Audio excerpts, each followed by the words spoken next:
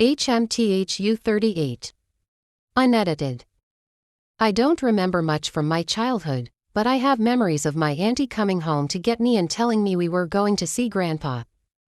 Memories are blurry, but all I know is coming back home and Dad looking like he had lost himself. For me, he tried to stay strong, but I could see that he was breaking.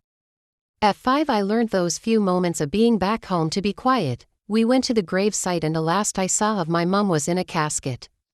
She looked so beautiful, more like she was just taking a nap and would soon wake up. A few days later the cops came home and took Dad. I thought he would be back, but it has been 20 years now. Good morning, my foster father says. Good morning, Dad, I respond. Happy birthday. I am not sure there is anything happy about this birthday. My biological dad, after being sentenced to imprisonment for the murder of his sister, left me in the care of my now foster father Pius. He told me everything. Not once did he hide the history he had with my mother and how my parents were. I would love to believe they had a good relationship, but it's because of their history that I have had to connect with my fellow peers. I have not seen my biological father since he was taken away by the cops because he made my father promise that he would only take me to him when I turned 20, hoping I would have processed everything and made up a mind of my own. Thank you, I say, running my hand through my hair. I am sure your mother is proud of the man you have turned into wherever she is. I smile. At least I am comforted that she is resting because her life was not an easy one. I hope she is, I respond. I completed high school at the age of 16 and went into uni immediately the results were out. I will be graduating in 2 months after studying computer science. Like my mother, I have vowed to work for myself. Dad tells me I am a combination of both my parents, though I am not sure I have forgiven my biological father for the events that led to my mother's death. Whatever happens after seeing your father, I hope you know that you are nothing like his mistakes or those of your mother. I hope you know that you are the son they will always be proud of, the son we will always be proud of. I smile back at him and excuse myself. I go into my room and remove a photo album where they are photos of my parents. They look so happy you can almost feel the happiness.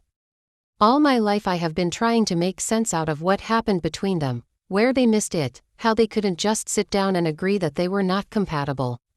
Just maybe they would still be alive, and to think that they left me in the hands of the man who happened to be my mother's ex does feel absurd at times, but I would be ungrateful to say anything bad about him. He has been the best father any man could ever ask for, and I will forever be grateful. Through the years I have learned that they finally matched the blood they had found at my mother's workplace to that of her former best friend, a woman named Alicia. After further investigations it linked her to a man named Sam, and they both got 10 years each behind bars. The insurance company built the whole place from the ground up, and Aunt Kimono had run the place with Dad through the years, though everything remains in my late mother's name until I am ready to take over. There is a knock at the door. I quickly wipe away the rear that had fallen. Come in, I say, and Grandpa Fred walks in. Grandpa, I say excitedly. You know I couldn't miss this day for the world, right? He asks, removing a small box from his bag. I don't even wait to open it. With all excitement I open it and find a police watch. I have been hinting to him that I want one, and now here it is. Happy birthday, he says, running his hand through my hair, and I smile wildly. You have been raised by great men. I don't doubt you will be a great man too. The mistakes of your parents don't define you. I have watched you grow into an incredible man, and I want you to know that you are amazing. He says. I wrap my hands around him.